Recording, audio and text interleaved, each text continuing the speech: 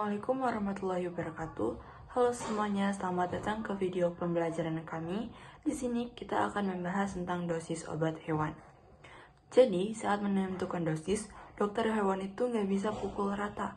Harus banget mempertimbangkan 5 golongan spesies hewan. Mulai dari ternak besar seperti sapi dan kerbau, ternak kecil seperti kambing dan domba, unggas seperti bebek dan ayam, hewan kesayangan seperti anjing dan kucing, sampai hewan akuatik atau ikan. Mengapa hal ini harus dilakukan? Karena proses metabolisme, penyerapan, dan ekskresi obatnya itu berbeda di tiap hewan-hewan ini. Selain itu, kita harus memperhatikan faktor-faktor pengaruh krusial seperti umur, berat badan, yang harus dihitung akurat, kondisi patologis seperti adanya gangguan ginjal atau hati pada hewan, dan juga rute pemberiannya. Kesalahan penetapan dosis bisa bikin pengobatan gagal atau malah meracuni si hewan. Jadi, ketelitian di awal ini adalah kunci sukses terapi veteriner pada hewan. Baik, melanjutkan dari pemateri 1, saya akan fokus pada strategi perencanaan dosis untuk mencapai kecakupan terapi. Kecakupan terapi itu intinya adalah memastikan kadar obat di tempat penyakit itu berada, misalnya di paru-paru ataupun di kulit, sudah cukup tinggi dan bertahan lama untuk membunuh patogen. Nah, untuk mencapai itu, kita harus pintar memilih 5 jenis golongan sediaan yang tepat. Contohnya, ada sediaan padat kayak tablet atau bolus yang gampang buat ternak, sediaan cair untuk injeksi yang efeknya cepat, sediaan setengah padat kayak salep, dan juga ada implan untuk pelepasan obat jangka panjang. Bahkan sediaan gas atau aerosol juga ada. Pemilihan sediaan ini sangat menentukan efektivitas pengobatan. Misalnya, kalau infeksinya parah dan butuh proses cepat, injeksi sering jadi pilihan utama. Intinya, strategi, dosis, dan pemilihan sediaan ini harus match atau harus selaras supaya obat powerful dan optimal.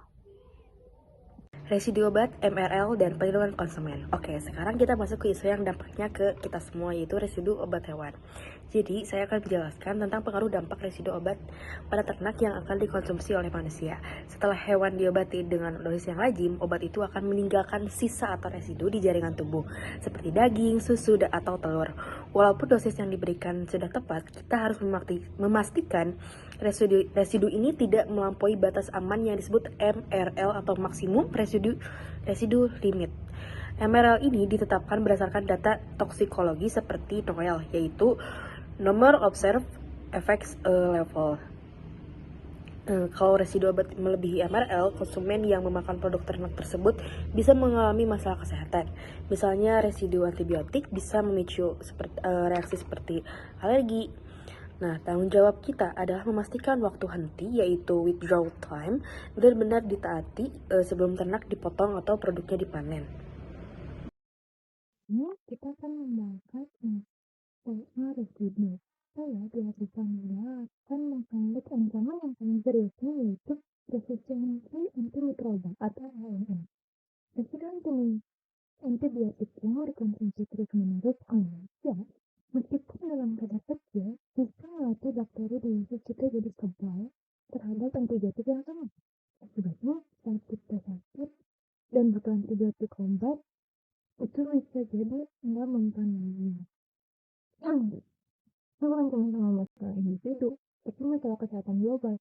Data menunjukkan bahwa penyalahgunaan antibiotik pada hewan termasuk penggunaan di luar indikasi atau tanpa pengawasan dokter hewan menyumbang besar terhadap masalah ASR ini.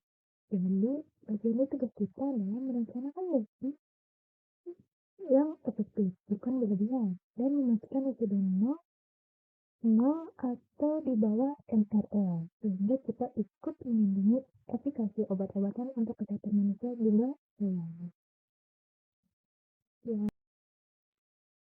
Kemudian, di sini saya akan merangkum semua materi yang telah disampaikan sebelumnya. Inti dari materi ini adalah bahwa praktik farmasi veteriner itu sangat kompleks, melibatkan sains dan etika. Kita harus menguasai prinsip penetapan dosis yang memperhatikan keberagaman spesies. tahu strategi perencanaan dosis dan pemilihan sediaan untuk menjamin kecukupan terapi hewan. Dan yang paling penting, kita harus bertanggung jawab atas dampak residu obat agar produk pangan asal hewan aman dikonsumsi oleh manusia. Jadi, pekerjaan dokter hewan itu bukan cuma menyembuhkan pasien hewan, tapi juga menjaga rantai makanan dan kesehatan masyarakat, sesuai dengan konsep One Health. Terima kasih atas perhatiannya. Wassalamualaikum warahmatullahi wabarakatuh.